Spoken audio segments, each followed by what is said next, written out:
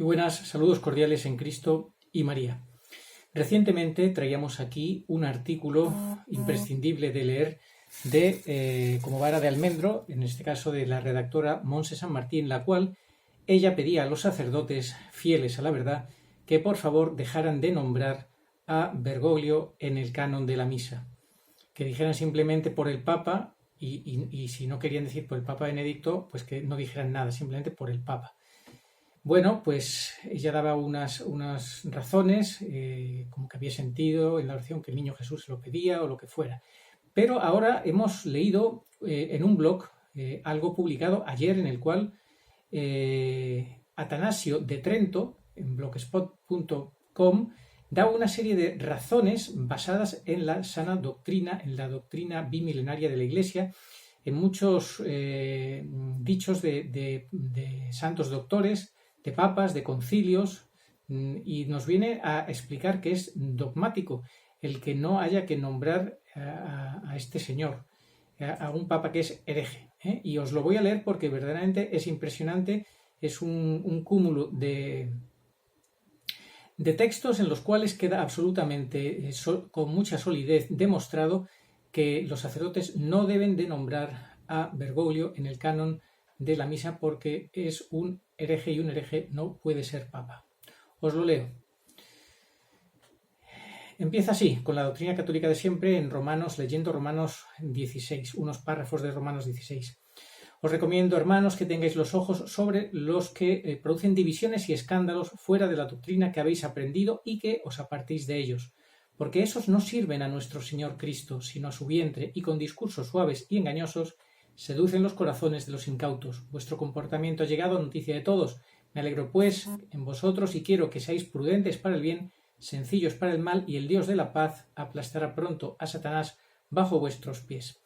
Luego lee unos párrafos, escribe unos párrafos de Santo Tomás de Aquino en su Suma Teológica, cuestión que trata sobre si están obligados los súbditos a obedecer en todo a sus superiores. Da unos puntos en los cuales dice el apóstol: hijos, obedeced a vuestros padres en todo, siervos, obedeced en todo a vuestros amos, etc., ¿no? Luego los superiores son el medio entre Dios y los súbditos, es decir, da unos puntos donde explica por qué los súbditos y los hijos deben de obedecer en todo y ser dóciles a sus superiores, como siempre hemos pensado que debe ser, obviamente. Sin embargo, también después dice: contra esto está lo que se dice en Hechos 5:29, es preciso obedecer a Dios antes que a los hombres. Es decir, a veces los preceptos de los superiores van contra Dios, luego no se les debe de obedecer en todo. Esto es lo que es fundamental, que tengamos ese discernimiento de cuándo no debemos de obedecer a los superiores, cuando ellos se oponen a Dios, obviamente. Por eso es tan importante conocer la doctrina bimilenaria de la Iglesia, lo que la Iglesia siempre ha enseñado. Ya sabemos que hoy en día, como dijo Tomás Rosica, hombre de confianza de Bergoglio, este señor se pone por encima de la palabra de Dios y de la sagrada tradición, porque decía Rosica que no tiene afectos desordenados y que hemos llegado a una etapa nueva en la cual este señor, pues eso, se puede poner por encima del bien y del mal, y lo estamos comprobando constantemente. Lo problemático es que no tiene ninguna confrontación, le dejan hacer, los obispos y cardenales no saben cómo meter mano a este asunto. Pero para eso tenemos la doctrina bimilenaria de la Iglesia, la estamos leyendo. El Código de Derecho Canónico, ¿qué dice? El canon 194 en su punto 2, quien se ha apartado públicamente de la fe católica o de la comunión de la Iglesia, pues es otro que queda de propio derecho removido del oficio eclesiástico. O sea, dice varios puntos en los cuales queda de propio derecho removido del oficio eclesiástico, y este es uno de los motivos, de las razones: quien se ha apartado públicamente de la fe católica o de la comunión de la Iglesia.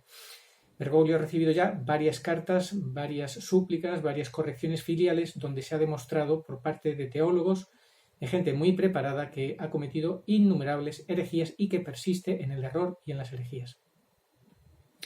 ¿Qué más? San Roberto Belarmino, cardenal y doctor de la Iglesia, en De Romano Pontífice, dice: un papa que se manifieste hereje por ese mismo hecho, per se cesa de ser papa y cabeza, así como por lo mismo deja de ser un cristiano y miembro de la Iglesia. Por tanto, él puede ser juzgado y castigado por la Iglesia. Esta es la enseñanza de todos los padres antiguos, que enseñaban que los herejes manifiestos pierden inmediatamente toda jurisdicción.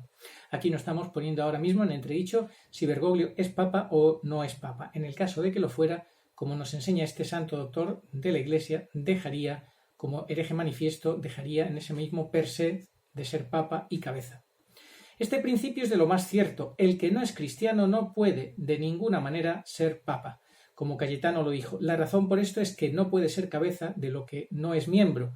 Ahora, quien no es cristiano no es miembro de la Iglesia y quien se manifieste hereje no es cristiano, como claramente se enseña por San Cipriano, San Atanasio, San Agustín, San Jerónimo, contra Lucifer, entre otros. Por lo tanto, el hereje manifiesto no puede ser papa.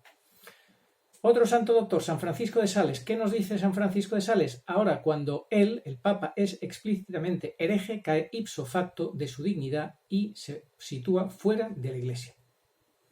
San Antonino, en 1459, nos dice: en el caso en que el Papa se convirtiera en un hereje, se encontraría por ese solo hecho y sin ninguna otra sentencia separado de la Iglesia. Una cabeza separada de un cuerpo no puede, siempre y cuando se mantenga separado, ser cabeza de la misma entidad de la que fue cortada. Por lo tanto, un papa que se separara de la Iglesia por la herejía, por ese mismo hecho en sí dejaría de ser la cabeza de la Iglesia. No puede ser un hereje y permanecer siendo papa porque, desde que está fuera de la Iglesia, no puede poseer las llaves de la Iglesia. Esto es lo que venimos denunciando constantemente. Sus excomuniones no tienen ningún valor porque él ya está excomulgado, porque él es el que se ha situado fuera de la Iglesia. No puede decir que los que le critican por sus errores, por sus herejías, por sus blasfemias, lo hacen mal y que yo les excomulgo y esto y lo demás allá. Lo que están haciendo la Iglesia bergogliana con los críticos, porque él es el que se sitúa fuera de la Iglesia y no tiene jurisdicción ninguna. Es todo papel mojado. Cabe señalar, sigue San Antonino, que la enseñanza de los santos y doctores de la Iglesia citada anteriormente, que un papa que se convierte en un hereje automáticamente dejaría de ser el papa, tiene sus raíces en el dogma infalible de que un hereje no es miembro de la Iglesia católica. Lo que venimos diciendo siempre, ni siquiera es católico, lo ha demostrado muchas veces que ni siquiera es católico y por tanto, ¿cómo alguien que ni siquiera es católico puede pretender, al no ser miembro de la Iglesia católica, ser papa? Es absurdo. Es una contradicción en sí misma. Es que es como uno que no sé, que no tiene un carnet de socio de un club, pues pretenda ser el presidente de ese club, que tiene restringida esa condición de presidente para los que son socios del club. Es absurdo, no tiene sentido.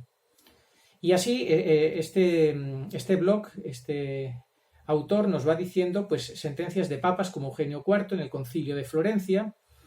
La Santa Iglesia Romana cree firmemente, profesa y enseña que aquellos que no están en el seno de la Iglesia Católica, no solamente los paganos, sino también los judíos o herejes y cismáticos, jamás compartirán la vida eterna e irán irremediablemente al fuego eterno preparado para el diablo y sus ángeles, a no ser que se hayan unido a la Iglesia antes de morir. El Papa Pío XII en Mystici Corporis también pues habla de estos temas, de los que se salen por el cisma, la herejía o la apostasía. Que son muy graves, obviamente, y que dice que un hombre que se separa de la Iglesia por la herejía, el cisma o la apostasía, pues es una enseñanza clara de la Iglesia que queda fuera y que obviamente no puede ser papa. Luego Papa León XIII también da otras enseñanzas, Papa León XIII en otro texto diferente, el Papa Inocencio III. No es meramente una opinión de ciertos santos y doctores de la Iglesia que un hereje dejaría de ser un papa, se trata de un hecho inextricablemente unido con la enseñanza dogmática. Luego el Papa León XIII también da unas pautas a este respecto. Nadie, pues, puede tener parte en la autoridad si no está unido a Pedro, pues sería absurdo pretender que un hombre excluido de la Iglesia tuviese autoridad en la Iglesia. Y así, y ahora llegamos ya a una bula, a la bula del Papa Paulo IV, que es contundente. Dado que donde surge un peligro mayor allí, más decidida debe ser la providencia para impedir que falsos profetas y otros personajes que detentan jurisdicciones seculares no tiendan lamentables lazos a las almas simples y arrastren consigo hasta la perdición innumerables pueblos confiados a su cuidado y a su gobierno en las cosas espirituales o en las temporales, y para que no acontezca algún día que veamos en el lugar santo la abominación de la desolación, ojo a lo que está diciendo este Papa advirtiéndonos que podría ocurrir. predicha por el profeta Daniel con la ayuda de Dios para nuestro empeño pastoral, no sea que parezcamos perros mudos ni mercenarios o dañados los malos vinicultores, anhelamos capturar las zorras que tientan desolar la viña del Señor y rechazar los lobos lejos del rebaño. Agregamos por esta nuestra Constitución, que debe seguir siendo válida en perpetuidad, nos promulgamos, determinamos, decretamos y definimos que, si en algún tiempo aconteciese que un obispo, ojo al dato, si en algún tiempo aconteciese que un obispo, incluso en función de arzobispo o de patriarca o primado, o un cardenal incluso en función de legado o electo pontífice romano, que antes de su promoción al cardenalato o asunción al pontificado se hubiese desviado de la fe católica o hubiese caído en herejía, o lo hubiese suscitado o cometido la promoción o la asunción, incluso si ésta hubiera ocurrido con el acuerdo unánime de todos los cardenales, es nula, inválida y sin ningún efecto. Creo que queda bastante claro. Queda sin ningún efecto, es nula, inválida y sin ningún efecto, aunque hubiera llegado al pontificado con un acuerdo unánime de todos los cardenales, si es un hereje. Sobre esto saben mucho en Argentina, sobre el cardenal Bergoglio cuando estaba en Buenos Aires. Hay ya también bastantes denuncias al respecto de sus constantes herejías, persistentes herejías.